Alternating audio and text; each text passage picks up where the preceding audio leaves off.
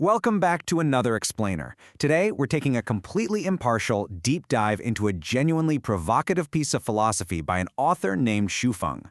Honestly, this is a fascinating look at human potential, and it's going to challenge, well, pretty much everything modern society tells us about how we should be living our lives. We're going to unpack this incredibly radical perspective on exactly why the world isn't filled with extraordinary people, even though, at least according to this text, it absolutely should be. Okay, let's dive into this. What if you were actually born a genius, but your daily routine, literally just the fabric of your everyday life, completely destroyed that potential? Now, the source material we're exploring today doesn't just throw this out there as some fun hypothetical. No, it presents it as a harsh, tragic reality. The core argument here is that our standard way of living, it's basically a well-oiled machine designed to completely crush brilliance. Section 1. The Universal Spark. The Theory of Inherent Genius. So, to understand how we actually lose this potential, we first have to figure out where it even comes from, right? Well, the author grounds this entire philosophy in something called holographic theory. Basically, this theory posits that every single point in existence contains information about the entire universe. Think of it like this: every existing molecule holds the entire history of the cosmos. And according to the text, this means every single individual carries within them the information of gods, Buddhas, saints, and demons. Because of this, the author infers a really bold starting point. Everyone, and I mean everyone without exception, is inherently a genius at birth. You're essentially born with this boundless universal knowledge already packed right inside you. Section 2. The Great Paradox. Why Mediocrity Prevails. And this brilliantly illustrates the core conflict of the whole text. I mean, if everyone is born a genius, why don't we see them walking around everywhere? In theory, we possess this inherent boundless genius, right? But in reality, everyday mediocrity totally takes over. The author points out that reality deals us a pretty harsh blow. Geniuses are incredibly rare, while mediocrity is, well, absolutely everywhere. People who are literally born with the potential for greatness end up living their whole lives in this totally ordinary state, basically becoming nobodies. So the big question is, what actually causes this tragic transformation? Section 3. The Four Culprits. What exactly destroys our potential?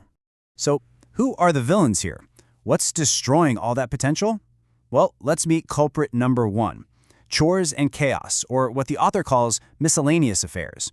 The source argues that true genius requires absolute, unwavering focus. But then you look at daily life and it's just filled with, doing the laundry, washing the dishes, making those seemingly endless grocery runs.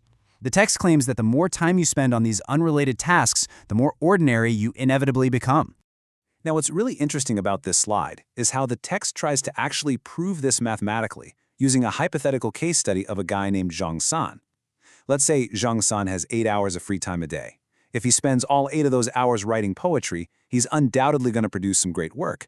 But what if he spends 3 hours cooking, 1 hour cleaning, 1 hour running errands, and say 2 hours gardening? Look at that. Those chores just stole 7 hours of his life. He only has 1 hour left for his true passion.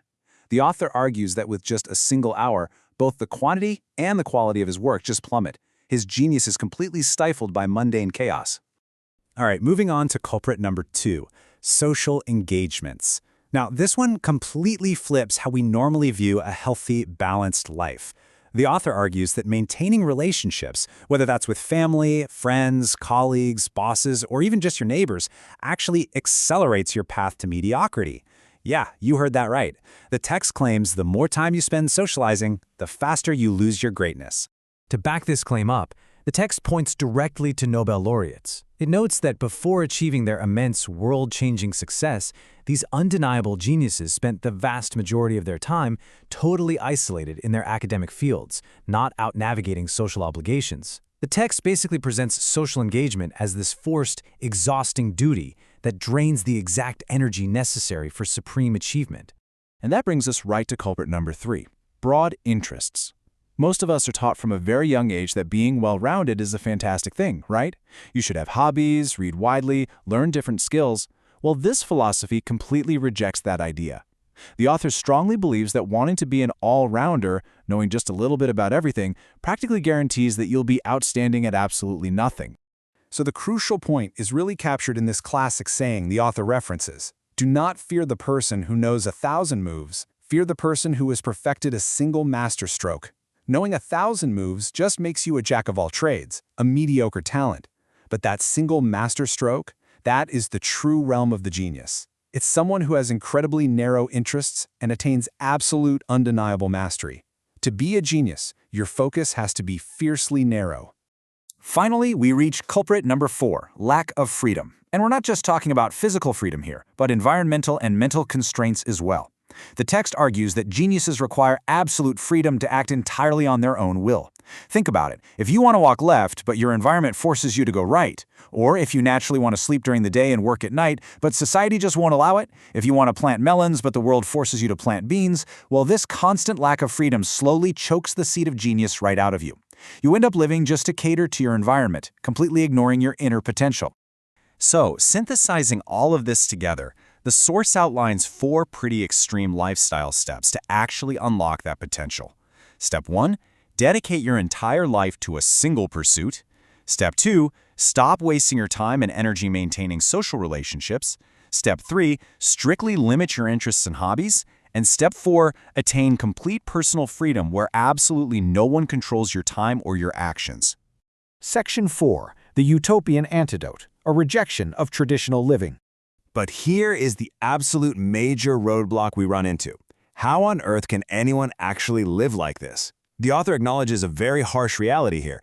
Traditional models of living simply cannot solve this predicament. I mean, let's be real. Very few people are lucky enough to have a job that demands extreme focus while also requiring zero social engagements, narrow interests, and offering total freedom. Everyday society is fundamentally completely incompatible with those 4 steps to genius we just went over. Let's move to and see how this builds into the text's highly specific alternative. Because traditional society fails us, the author proposes the communal production and living model of Life Chai Yuan's second home. The text impartially asserts that this very specific isolated community is literally the only environment out there capable of shielding people from those 4 culprits we discussed: the chores, the socializing, the broad interests, and the restricted freedom. And honestly, the author is incredibly confident in this proposed utopian antidote. They make a really bold statistical prediction. The text claims that if this second home model can just exist peacefully for 50 years, a staggering 90% of the people living under this system will successfully become true geniuses. That is the ultimate, massive promise of this philosophy. If you completely change the environment, the inherent genius hiding inside almost everyone will finally have the space to flourish.